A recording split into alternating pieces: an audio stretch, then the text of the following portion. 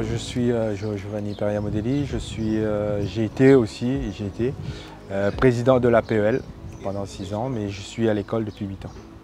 Alors le président de l'APEL, c'est le président d'une association qui représente les parents d'élèves de l'établissement scolaire.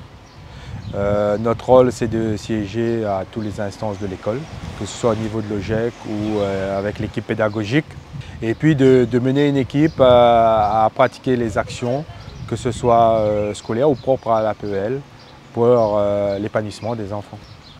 Alors, comme président de l'APEL, on représente les parents d'élèves, donc il y a eu des conflits qui a pu être gérés rapidement avec l'équipe pédagogique. Et moi, depuis ces années, je me suis toujours dit que chaque année, il faut apporter de l'innovation. Parce qu'au niveau des actions et des manifestations, les enfants en ont besoin. Donc à chaque fois, chaque année, on a apporté de l'innovation pour les enfants. Et surtout, suivre l'évolution de l'école. Dans l'école catholique, ce qui est important, et on a cette chance-là d'avoir l'APEL, l'association des parents d'élèves, c'est ces moments où on se retrouve avec l'équipe pédagogique, nous, membres de l'APEL, parents, et on crée des moments de convivialité. Ça peut être un repas, ça peut être une petite fête après l'école. Mais voilà, ça fait des liens. Marie-Jo Clopon, chef d'établissement à l'école Notre-Dame-des-Grâces depuis la rentrée 2020. L'année Covid, on va dire. Une année difficile. Très difficile. Mais avec l'aide de mon équipe, on y est arrivé. Moi, c'est cette bonne entente au sein de l'établissement par rapport à cette valeur de l'évangile qu'on partage. C'est-à-dire on sait que si on a besoin d'aide, on se tournera vers le Christ, on se tourne vers Notre-Dame-des-Grâces et on arrive à trouver la solution.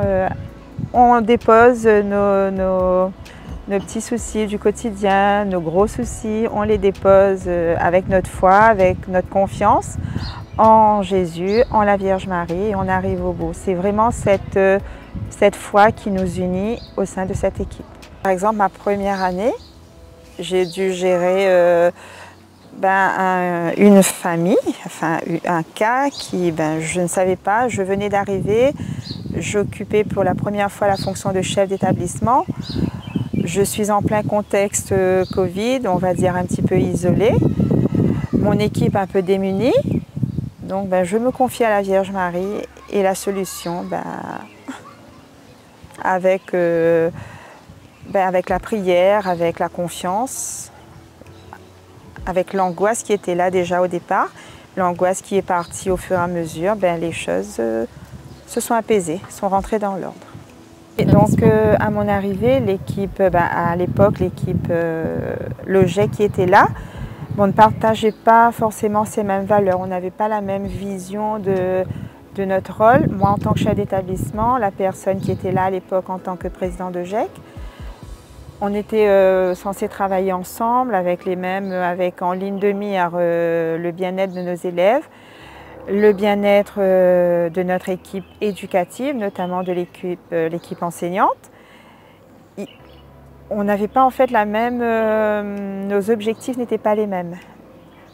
Travailler dans cette bienveillance, écouter l'autre, avec une chose pour moi qui est très importante, l'humilité.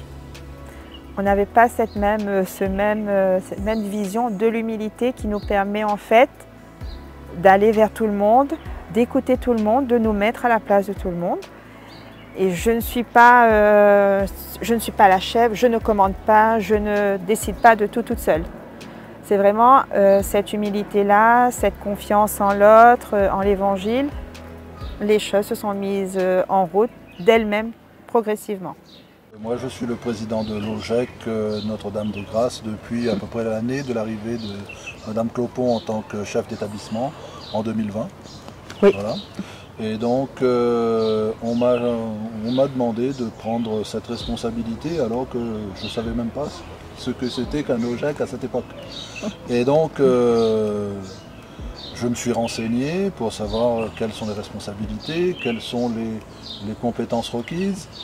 Et puis je me suis dit, je pense pouvoir assumer cette responsabilité-là. Et puis chrétien depuis toujours, Je suis constamment à l'écoute voilà, des sollicitations des uns et des autres, parce que je me dis à travers ça, c'est peut-être certainement Dieu qui me parle et qui veut que je m'engage dans telle ou telle fonction à son service. Et donc je me suis engagé donc, avec Marie-Jo, avec Giovanni, pour être au service de l'établissement.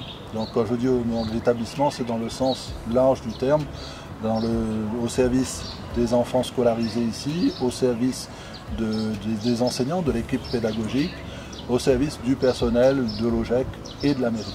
Donc on forme vraiment une communauté. Et juste pour préciser la fonction d'un OGEC dans les établissements catholiques, c'est que l'OGEC a la responsabilité de gérer les finances de l'établissement.